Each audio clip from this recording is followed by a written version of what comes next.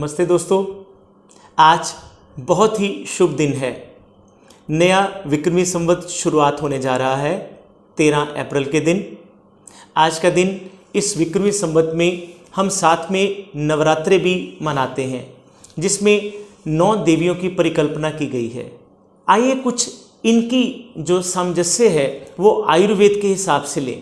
आयुर्वेद भी 9 ऐसी हर्ब्स की पूजा के समकालीन एक ऐसा दृश्य पैदा करता है कि हमें उन हर्ब्स के साथ एक ऐसा स्नेह, एक ऐसा प्यार, एक ऐसी रिस्पेक्ट डेवलप हो जाए ताकि हम जान सके कि हमारी भारतीय धरोहर में इन सब 9 हर्ब्स की कितनी बड़ी विशेषता है।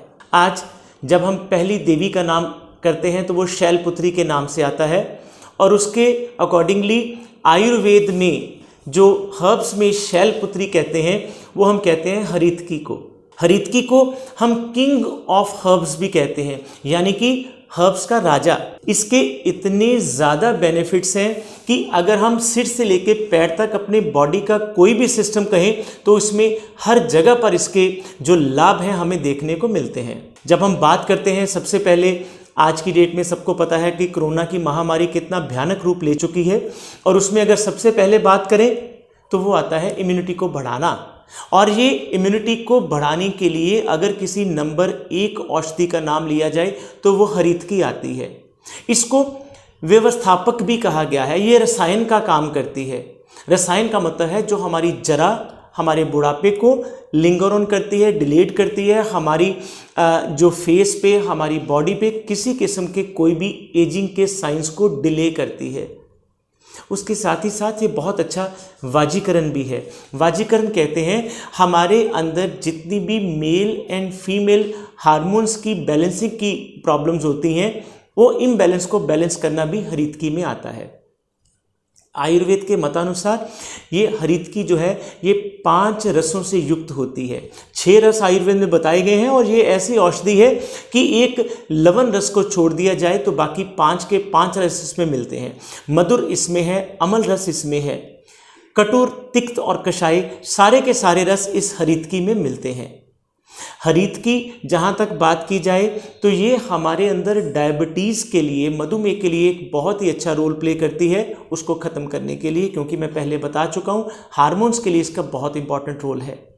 वुंड हीलिंग, जहाँ तक जख्मों को भरने की वरण रोपक का काम जो होता है वो हरितकी के अंदर होता है।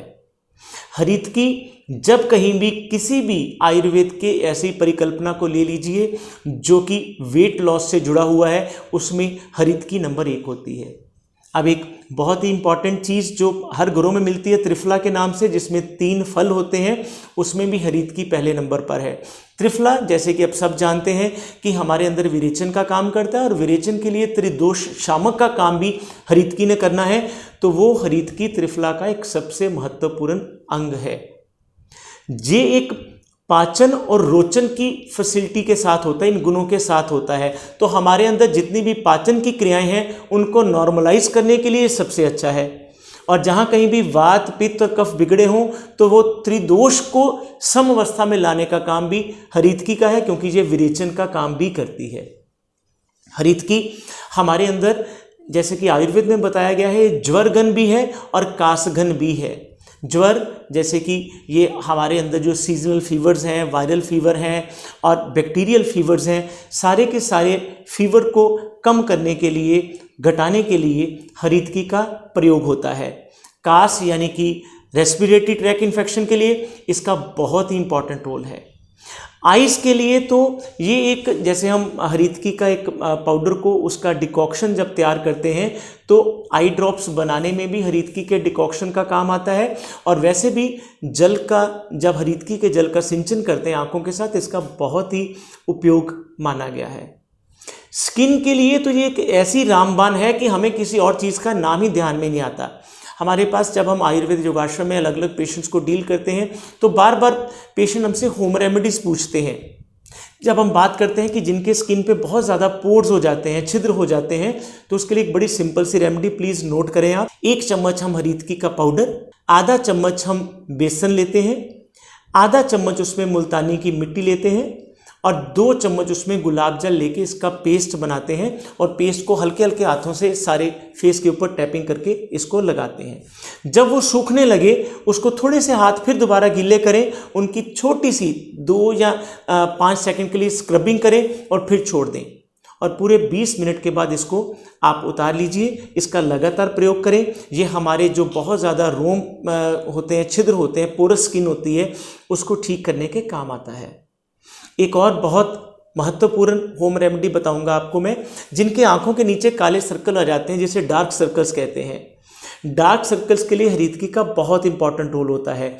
1 चम्मच हरीतकी का पाउडर लेते हैं, उसमें हम 1 चम्मच साथ में एलोवेरा मिलाते हैं, जेल मिलाते हैं उसकी, और उसमें 2 बूंदें आप एलमंड ऑयल की मिलाइए। तो इनका आप पेस्ट बना के आंखों के नीचे चारों तरफ लगाइए। ये बहुत ही इंपॉर्टेंट रोल प्ले करती है, ये जो हमारी हरीतकी है। इसके साथ डायबिटीज़ के लिए भी हम इसको एक इम्पॉर्टेंट रोल मानते हैं। इसका हरीतकी की एक और भी विशेषता है, हर मौसम में हरीतकी खा सकते हैं, लेकिन अलग अलग अनुपान के साथ। आजकल बसंत का मौसम चल रहा है, तो बसंत ऋतु में हम इसको हनी के साथ लेते हैं, शहद के साथ। इसके बाद समर की ऋतु शुरू हो जाती है, ग्रीष्म ऋतु शुरू हो जाती है, तो ग्रीष्म ऋतु में हम इसी हरीतकी को ले लेते हैं गुड़ के साथ। इसके बाद वर्षा के मौसम में भी इसको हम लेते हैं रॉक साल्ट के साथ, जिसे हम सैंधव नमक कहते हैं। वर्षा के बाद पतझड़ का मौसम आता है। पतझड़ के मौसम में भी, जिसे हम ऑटम सीजन कहते हैं, इसको हरीतकी को हम साथ में लेते हैं मिश्री के साथ। और लास्ट में जो सर्दी की ऋतु आती है, उसमें हम इसको लेते हैं जिंजर के साथ, इसे हम ड्राई जिंजर पाउडर कहते हैं, सौंठ भी कहते हैं।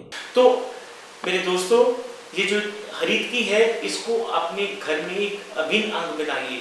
ये जो किंग ऑफ हर्ब्स है, जो मसालों का राजा माना जाता है, जो हर्ब्स का राजा माना जाता है, इसको अपने घरों में इस्तेमाल करें। और इसके बाद दोबारा हम कल फिर चर्चा करेंगे दूसरे नवरात्र के रूप में एक दूसरी स्पाइस के साथ। तब तक के लिए नमस्ते, डॉक्टर नवीन।